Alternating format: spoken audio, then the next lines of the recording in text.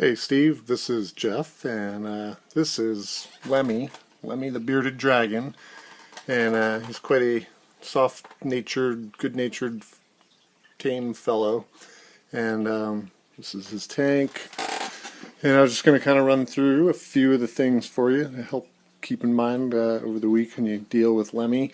Here's his tank setup. It's got 3 lights set up on it. This one's the heat, actually the heat lamp, not giving off light, but just emitting heat, resting on the screen.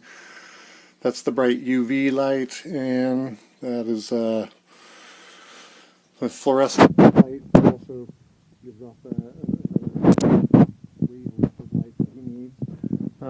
So he's chilling. He's pretty well fed right now. So I'm just going to kind of go through some of the things that need to happen. I kind of carefully remove the lights and I'll try to clamp them up next to here without falling, like that. So this is for when I'm going into the tank. So come on.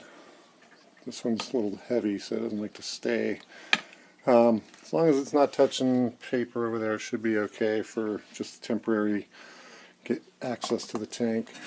This one I can usually clip on the skeleton leg here very gently, just getting it off of the screen. And this other one I put on the back corner, just resting at an angle, and then I can pull the screen off. And there he is. And you can see he's maybe a little skittish, but pretty friendly. Doesn't hiss and bark like some of the geckos do, but he's had a few crickets recently. So over here to the left is the cricket bin, which I'll be filling up again. I'll try to remove some of the cardboard there, but lots of times the crickets, once they've been in there for a little while, will be in these tubes. Again, because there's not very many left. I doubt there's any in there, but sometimes you can put that up to the light and you can see if there's a crickets in there, and then you can actually just kind of shake them off and dump them in the tank. If there aren't any in the tubes, what I'll do is I'll pry the top off, and with one of the little small egg crates, pull that out, and hopefully none of them are jumping off on you. And I'll bring that over and I'll shake them off in there, and you can see him going for it, chowing down pretty quick there. I think right about now he's probably been eating about 10 a day. So I'll get about 50. He might be full up. You could, knock a few in there in the morning and a few in the late afternoon, early evening. I've got the light on a timer. Hopefully it's going to be working. When I get up in the morning, the light's on. He needs to have the light on for about an hour before he eats, ideally. If not, it's fine. Usually he's pretty hungry within a half an hour of getting up. Then in the evening, if you feed him late afternoon, early evening, give him another, hour or two to digest under the lights. So again, the light and the warmth helps him to make sure he gets his food digested. And I try to keep the cats away while I'm doing that. In the refrigerator, there's going to be a container of mealworms here. And these are kind of like Lemmy's potato chips. And there's a couple little dishes that'll be in the tank. One is for the leafy greens, and usually I just chop up some of the kale, really kind of fine size pieces. Supposed to be a little bit smaller than the space between his eyes. I also chopped up a little bit of pear or sometimes apple or banana to mix in there. I have a spray bottle. Oh yeah, I just kind of remember to put the lid back on the crickets there. Spray bottle somewhere. Where'd my spray bottle go? Well, I'll look for that in a second, but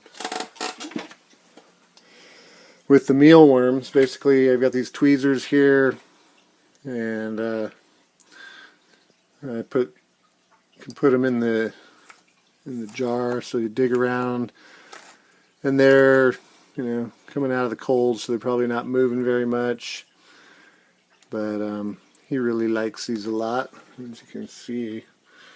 Show you how much he likes them. Maybe now he's full. Let's see.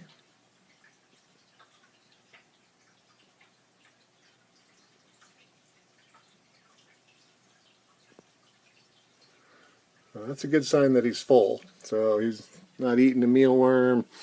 Had a couple more crickets, so he's probably quite happy right now and busy digesting. But anyways, I'll, you know, maybe put a few four or five mealworms in, like at the morning if you want, and then just put that back in the corner, and the greens and fruit right there. The thing I was going to do with the spray bottle was spray the veggies a little bit so they stay moist over the day, and I don't know, he may or may not clear them out over a day or two, but that's fine. His water right now is not in the tank. It's this jar, which I'm going to move over. So I just took this and filled that up close to the top, not close enough to spilling, and I'll set that back in. And there's some stuff over here. This Reptisafe. This is a solution. They put a couple drops in the water. 1, 2. And that it's a water treatment, help kind of get rid of the gnarly chemicals that humans put in. Give it a little swirl. Sometimes I'll use a little eyedropper, and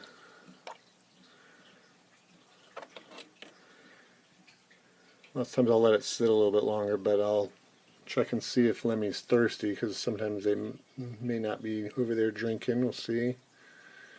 You can put a little drop near his mouth. Seems to be okay. Or put it on his nose. And he seems content, so maybe he's not so thirsty. And what else? You don't need to worry about taking him out. With the spray bottle of water, you can mist him. Oh, there he goes. Sees the worms. Going for the worms.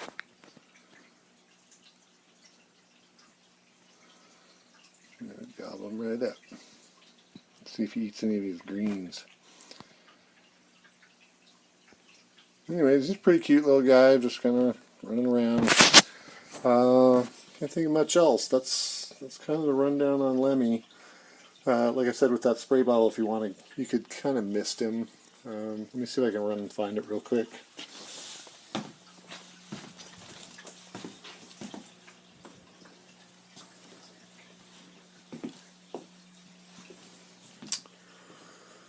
Well, seem to know what I did with my spray bottle. So, anyways, normally the spray bottle will be right over here, but again, you don't have to worry about it. I'll mist him a little bit, and he'll spend most of his time hanging out there. So, if you got any questions, you can always look up The Care of Bearded Dragons online. All right, thanks.